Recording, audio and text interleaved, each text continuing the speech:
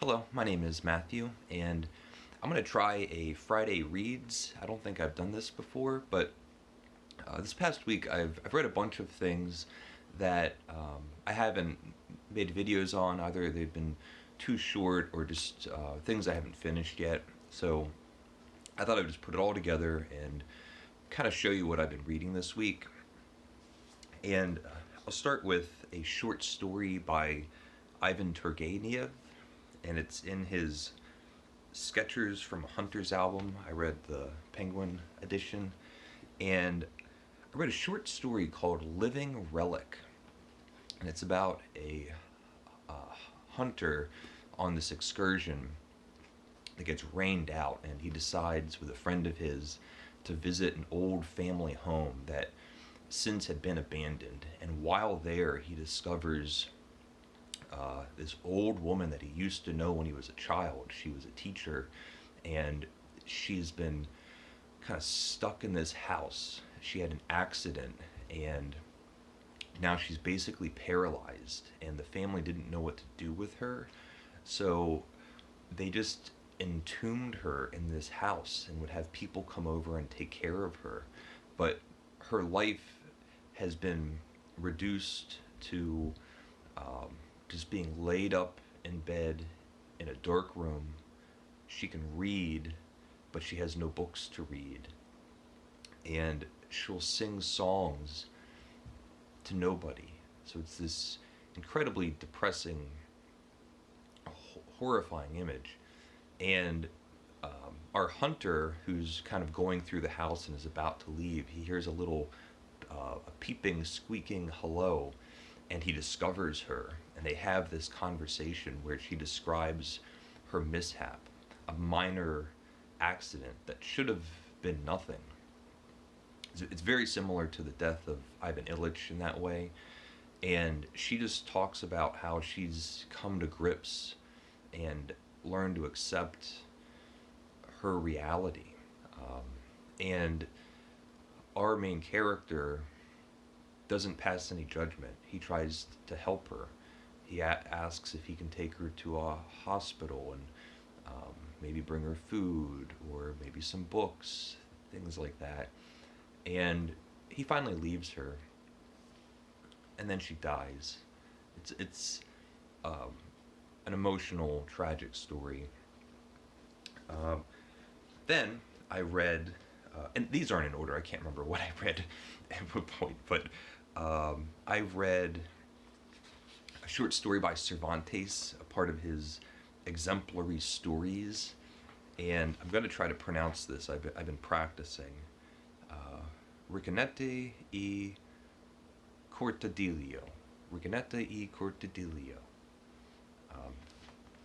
Let me know. I'm working on it, and it's a story. It's a picaresque story of these two young rascals. They're in their early teens, and they're all alone in the world, just traveling around Spain, trying to survive and hopefully succeed and make a better life for themselves.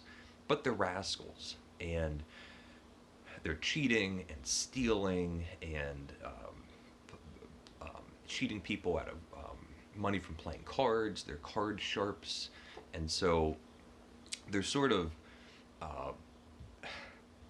getting away with things, and they'll get caught and have to run away. And the two characters, and the Riccanetti and E. Cortadillo are their like thieving nicknames. And so their friendship has a lot of humor, and the way they talk about getting out of scrapes and things like that is really amusing. They then go to, I think they go to Seville. Now I can't remember, but they have to get out of town, and I think they go to Seville. And while they're there, they're kind of pickpocketing in the courtyard and get themselves roped up with a den of thieves. And it's one of these situations where there's actually like an organized web of crime, and it's all being orchestrated by one person and one organization, and they have their own rules and laws and codes of thievery, and they get pulled in, and I can't remember his name now, but to the leader of the thieving den, and we just sort of spend time in the den, seeing how the operation works, and people come in and make complaints, and they have to make things right, and like I said, there's a code. And my only criticism of the story is that I wish it was longer. It feels like a sketch or an episode of a longer work, or something along those lines. And I can't help but mention the scene in, I think it's Oliver Twist, with the Artful Dodger, and I think it's Fagin. I think Fagin's the like the ruler of all the little rascals, and the similarities are so striking that I believe that Dickens must have had to have read this short story. They're almost identical in the way that pickpockets are portrayed, and just the whole idea. It reminds me of that scene in Oliver Twist. I think it's Oliver Twist. It's not David Copperfield. Yeah, so I'll try to say it one more time. Riconetti e Cortadilio. Riconetti e Cortadilio. It's tough. By Cervantes. I read a short story by Edgar Allan Poe. I read the manuscript in a bottle, and it's a maritime shipwreck story. A Giant Tempest. So we have this character that's out at sea, and then a giant storm comes through and wallops the ship, kills every crew member except our character and then this Swedish man, and now they're just kind of trapped adrift at sea. And we get all of the great Edgar Allan Poe descriptions, and that atmosphere that he is so great at. It has supernatural elements. There's another ship that it's unclear as to whether or not it's really far away, or if it's flying, or if it's above them. And there's a feeling of uncertainty that creates an eeriness that I just love. Uncertainty runs through a lot of Edgar Allan Poe's stories.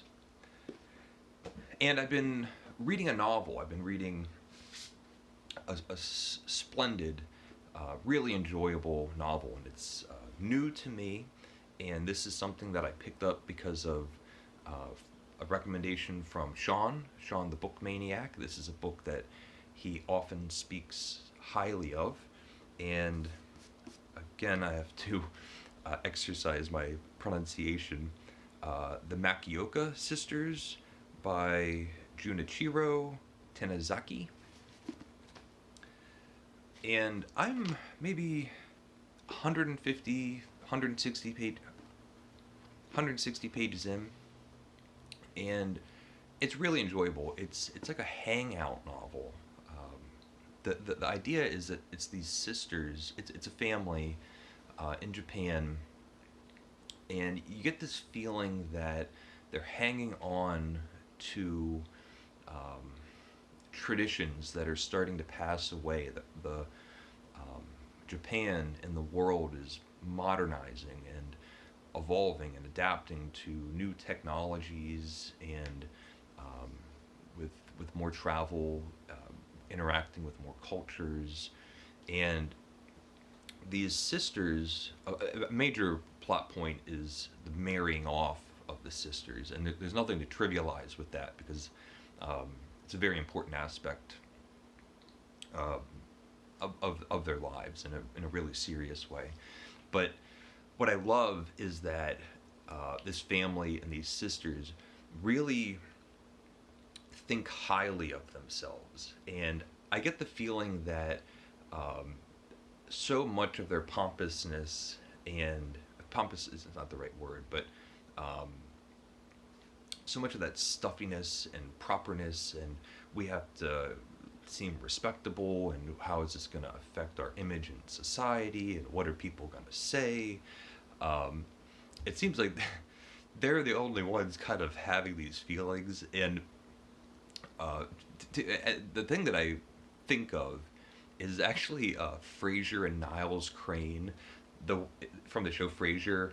Uh, just these two stuffed up brothers that have to keep up their airs and have to make sure they have their suits on, and if something happens, they'll wince.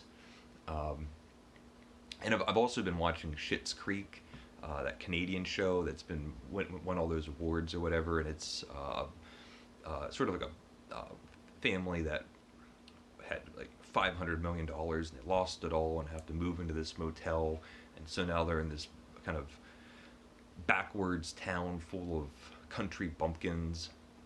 They're poor, they have nothing, but they're still marching around the town as if they're hot stuff, and then they interact with the town. It's a pretty good show. And I was thinking about that too. Just, uh, I, I don't think these sisters have as much money as they think they do, or they're acting as if they have more. I don't know if that makes sense. There's a great scene where they're getting ready to go out, and there's a sash on these kimonos. I think it's called an obi, if I'm pronouncing that correctly. And two of the sisters are just arguing about which one of these sashes to wear.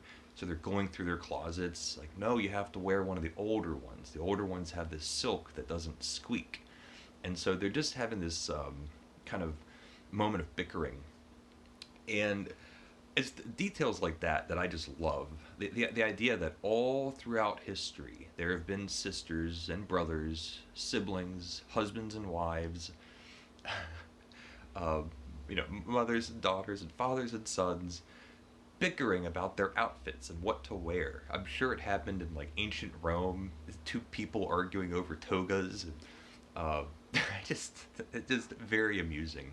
I will say, I'm surprised by how long it's taking me to read, and that's not a criticism of the book at all. It's just a much slower experience than I had expected, and I'm not trying to rush it. Meanwhile, if you are following my channel, if I don't finish it by November, this will be a book that just goes on hold. But it's really enjoyable. So, Sean, if you're watching, thank you. And then the last thing I'll mention, which is just inexplicable, is last night. I picked up Don Quixote. I have the Edith Grossman translation, which I've never read. I had that short, squat, fat, gray paperback by like a Signet Classic or Bantam. I can't remember the translation.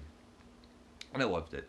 And at some point I bought this in the meantime, knowing that I wasn't reading it immediately. And anyway, I read maybe 50 pages last night, and it is just fantastic. Just unbelievably enjoyable. So funny and interesting. I'm following Don Quixote right at the beginning. We hear about his meals, what he kind of eats, and where he's living, and what his situation is like, and he's reading tales of chivalry and romance, and he goes mad and decides that he's going to put on like his grandfather's or like a family suit of armor, and it's missing a part of the helmet. He makes a pasteboard front piece for the helmet, and then he like whacks it with a sword, and it disintegrates, and he's all upset because he spent so much time with the pasteboard, and it's just wonderful. And I'm glad that I read it, but I know that I'm not. I can't start reading Don Quixote, and yeah, it just I love Don Quixote, so this is sort of a dangerous pick for me. Just so funny.